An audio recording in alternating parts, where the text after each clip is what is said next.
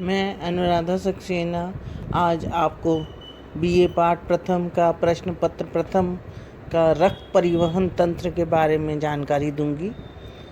रक्त परिवहन तंत्र में मुख्य अवयव होते हैं हृदय, रक्तवाहिनियाँ, धमनियाँ व शिराएँ और कोशिकाएँ। आज हम इस लेक्चर में हृदय के बारे में पढ़ेंगे। मानव शरीर का हृदय एक बहुत महत्वपूर्ण अवयव है। ये वक्ष गुहा में स्थित होता है। वक्ष गुहा यानी कि अस्थियों का बना हुआ पिंजर, जिसमें स्टर्नम, पसलियाँ और 12 वक्ष के शुक्रिकाएँ उपस्थित होती हैं। उसका जो बीच का भाग होता है उसे बोलते हैं स्टर्नम। हृदय गहरा गुलाबी रंग का त्रिकोणाकार मांसल अंग है, जो कि हृदय आवरण पेरिकार्डियम से घिरा रहता है। पेरिकार्डियम लेयर बोलते हैं, जो कि ऊपर उसमें लगी रहती है, जिसका बाहरी दीवार को तो पैराइटल स्तर बोलते हैं और भीतरी दीवार को विसरल स्तर कहते हैं। और इन दोनों स्तरों के मध्य के अंदर पेरिकार्डियल द्रव भरा रहता है। द्रव मतलब एक तरह का तरल भरा रहता है, जिससे कि हमारे हृदय को सुरक्षा प्रदान की जाती है और किसी भी तरीके की चोट वगैरह न लगे, इसलिए ये होता है तरल। इन सब सुरक्षाओं के बीच में हमारा हृदय शरीर के दोनों ओर वक्ष गुहा में फेफड़ों के बीच में स्थित होता है। सब लोग ये जानते हैं कि जब भी हृदयघात आता है, हार्ट अटैक आता है, तो लोग कहते हैं कि हमारे बाईं तरफ दर्द था। ये एक त्रिकोणाकार बॉडी है, जिसका कि बेस ऊपर होता है और जो एपेक्स है वो नीचे की तरफ होता है।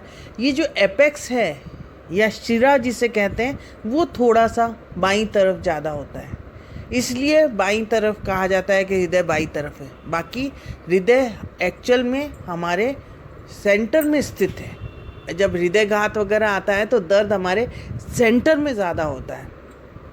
यानी कि आप जानते ही हैं कि जैसे इसका स्टर्नम जो होता है वो हमारी पसलियों के बीच की जगह को स्टर्नम कहते हैं, जो कि एक हड्डी है, नरम हड्डी है, उसके नीचे दर्द होता है। तो इसलिए ये एक भ्रांति है कि हमारा जो बाईं तरफ ज़्यादा दर्द होना मतलब हृदयघात है। हम इसमें कंफ्यूज रहते हैं।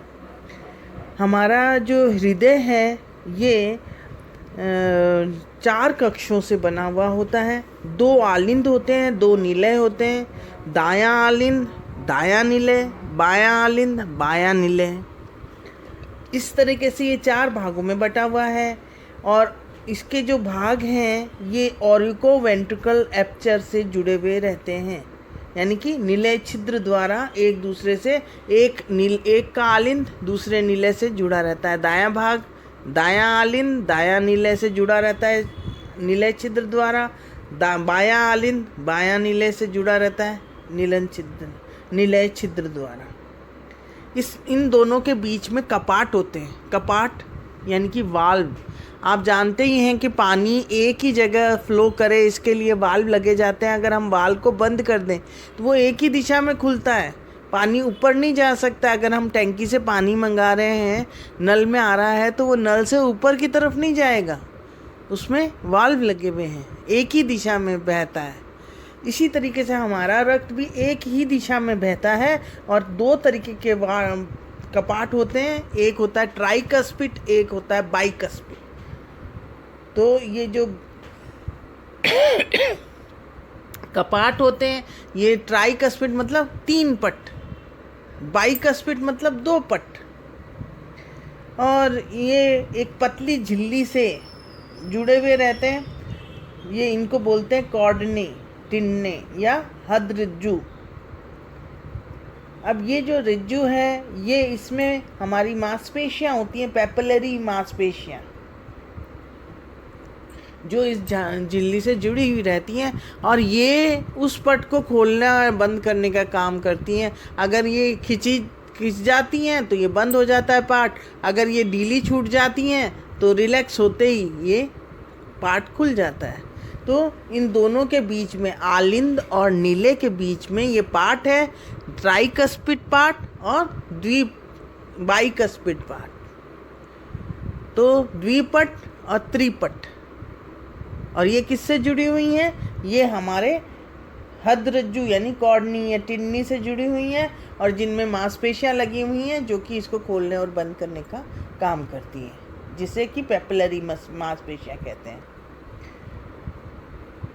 फिर आते हैं, हमारा एक सिस्टम है जिसमें हमारे शरीर की सभी ऊतकों में से सारा के सारा रक्त, अशुद्ध रक्त को इकट्ठा किया जाता है। अशुद्ध रक्त हमारी महाशिरा में आता है, जो कि दाएं आलिंद में खुलती है। दाएं आलिंद से दाएं नीले में जाता है। दाएं नीले में अशुद्ध रक्त फुसफुसीय धमनी द्वारा फेफड़ों में जाता है। फेफड़ों से फिर फुसफुसी शिरा द्वारा बाएं आलिंद में आता है। फिर बाएं आलिंद से बाएं नीले में आता है। बाएं नीले से महाधमनी में जाता है, और महाधमनी से फिर पूरे शरीर में वापस से उसको प्रभावित कर देता है और सभी जगह वितरित कर दिया जाता है। तो इसमें अगर देखने वाली बात है कि शिराएं और धमनियाँ क्या होती हैं। शिराएं अशुद्ध रक्त लेकर दाएं आलिंद में आती हैं, सिवाय फुसफुसी शिरा के जो शुद्ध रक्त लेकर बाएं आलिंद में आती है। इसका मतलब यह है कि शिराएं हरदम अशुद्ध रक्त यानी कि कार्बन डाइऑक्साइड जिसकी अधिकता वाला रक्त, जो कि हमारे ऊतकों में जब काम करते हैं तो हमारे ऊतकों में ऑक्सीजन उपयोग में ली जाती है, और ऊर्जा के लिए ऑक्सीजन उपयोग में आती है, और कार्बन डाइऑक्साइड निकालती है, पानी निकालती है और ऊर्जा निकालती है। और ये कार्बन डाइऑक्साइड हमारे ऊतकों में जमा हो जाती है, और ये जमा होने के बाद में कार्बन डाइऑक्साइड हमारी जो रक्त द्वारा अवशोषित कर ली जाती है। तो वो जो रक्त कार्बन डाइऑक्साइड की जिसमें अधिकता हो उसे अशुद्ध रक्त कहते हैं, जो कि शिराओं द्वारा हमारे शरीर के जो आलिंद है, दाएं भाग का आलिंद है, वहाँ तक जाता है। शिराएं भी दो तरीके की होती हैं, ऊर्ध्व शिरा, अधो शिरा। ऊर्ध्व मतलब ऊपर वाले भाग से लाने वाली शिराएं जो अशुद्ध रक्त को लेके आए, और अधो शिरा जो निचले भाग से अपना अशुद्ध रक्त को लेकर आलिंद में जाती है, दाएं आलिंद की तरफ जाती है।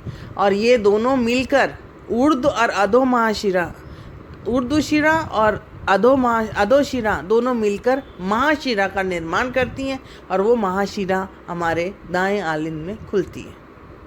तो अगर हम संक्षिप्त में समझें इस बात को, तो हमारा जो शरीर का अशुद्ध रक्त है इन शिराओं द्वारा बाएं आलिंद तक पहुंच जाता है।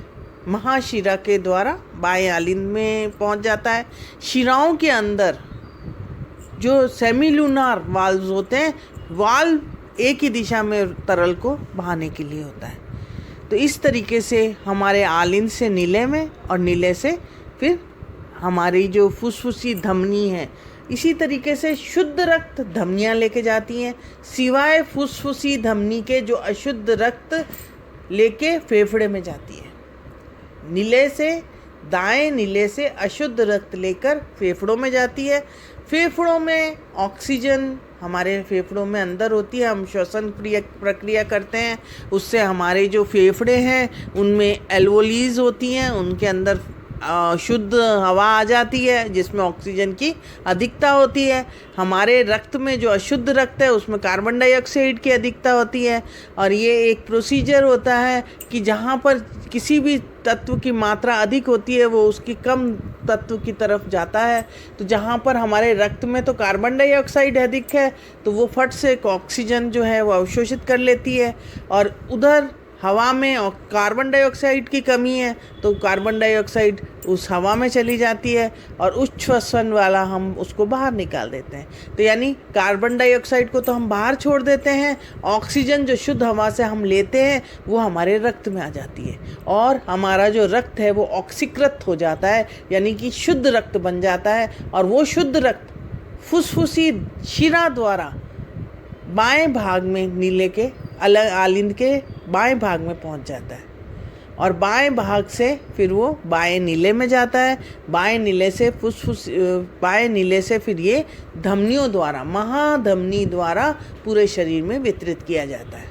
तो ये एक तरह से हम अगर अपन संक्षिप्त में सोचें तो ये रक्त परिवहन इस तरीके से होता है। और इसमें हमारे रक्त परिवहन में हमें ये ध्यान में रखना चाहिए कि जो वाल्व्स हैं वो क्यों नहीं खिलते हैं, एक ही दिशा में क्यों खोले जाते हैं, ताकि हमारा वापस अगर रक्त उल्टी दिशा में बहना चालू हो जाए तो शायद हमारा जो रक्त परिवहन का जो काम है, रक्त परिसंचरण का काम है, वो प्रॉपर नहीं हो पाएगा। इसीलिए सब जगह वाल्व्स लगे हुए हैं, तो इनके जो ये छिद्र हैं तो हम इनको देख सकते हैं। अब आता है कि इसके बाद में क्या होता है, ये किस तरीके से रक्त आगे बढ़ता है। ये हमारे शरीर में संकुचन और फैलाव के द्वारा आगे बढ़ता है।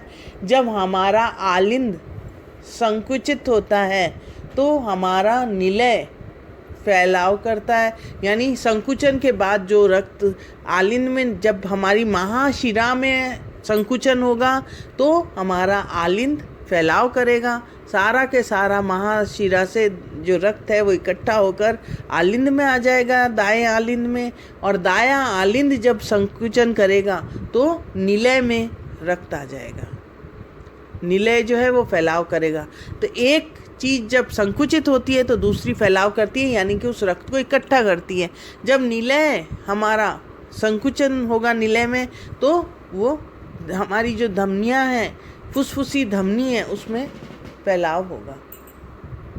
इस तरीके से ये प्रक्रिया होती रहती है। और अपनी दीवार की जो पेशियां हैं उनकी सहायता से निश्चित अंतराल में एक क्रमिक स्पंदन पैदा करता है, और इसी को हम बोलते हैं रिदमिकल बीटिंग। इसे हृदय बीट, हार्ट बीट भी बोलते हैं, हृदय की धड़कन, जो कि 73 बार 1 मिनट में धड़कता है। औसतन, इसको औसतन कहा जाता है, ज़्यादा कम थोड़ा बहुत हो सकता है। औसतन में एवरेज बोलते हैं, जो एवरेज में ये 73 बार ये धड़कता है। ये जो धड़कन है, ये जो बीट्स हैं, ये फैलाव और संकुचन है, ये सब हमारे मस्तिष्क के पश्च भाग में स्थित मेडुला ओब्लंगेटा से कंट्रोल होता है, नियंत्रित होता है, जिसे कि हम लोग नियमन केंद्र भी कहते हैं। हृदय गति का नियमन केंद्र। उस केंद्र के द्वारा हमारे 2 नोड्स होती हैं जो कि तंत्रिकाओं से जुड़ी होती हैं। एक होती है एसए नोड, दूसरी होती है एवी नोड, सिनो ऑर्टिकल नोड और एवी नोड। ये दोनों नोड्स जो हैं, ये हमारे जो तरंगे हैं, एक से पहले एसए नोड जो है वो आलिंद में तरंगे उत्पन्न करती है, और वो फैलकर परकिंजा जो बोलते हैं, परकिंजा फाइबर्स से वो फैलकर एवी नोड में और उसमें फैल जाती हैं, और एवी नोड से पूरे हमारे जो हृदय की जो एक फिक्स 8 सेकंड के अंदर एक बार एक चक्र पूरा हो जाता है। तो इस तरह से ये धड़कन चलती रहती है, फैलती रहती है। कुछ जो तंत्रिकाएं हैं वो त्वरित तंत्रिकाएं हैं, एक्सीलेटर नर्व्स, और कुछ हैं निरोधक तंत्रिकाएं, इनहिबिटर नर्व्स, यानी एक्सीलेटर तो बढ़ाती हैं और इनहिबिटर घटाती हैं। इस तरीके से वो जो तरंगे हैं वो धीमे धीमे शांत हो जाती हैं, यानी 8 सेकंड में फैलाव संकुचन पूर्ण हो जाता है, और इस तरीके से हमारी जो हृदय गति है वो निश्चित रहती है। और एक बार हमारा रक्त जो हमारे पूरे शरीर के अंदर प्रसार होता रहता है, आगे से आगे हमारी जो तंत्रिकाएं हैं, जो हमारी धमनियां हैं, उनमें आगे से आगे बढ़ता रहता है, और ये क्रिया बार बार रिपीट होती रहती है। और कभी कभी जब हम दौड़ के आते हैं तब ये तेज़ हो जाती है गति। तो ये गति जो नियमन है वो हमारा पेसमेकर, या हम ये कह सकते हैं कि हमारा जो मेडुला ओब्लंगेटा है उसको कंट्रोल करता है। इसी प्रकार से अगर हम इसको देखते रहेंगे, अब ये नर्व्स हमारी जो धड़कन है, इसी तरह हम अपनी जो नर्व्स को भी देख सकते हैं। अगर हमें बुखार होता है तो हमारी नर्व्स की गति, जो नाड़ी गति है, वो बढ़ जाती है, और हमारे शरीर में अलग अलग तरीके की रिएक्शंस देती है। आशा है आपको ये समझ में आया होगा। धन्यवाद।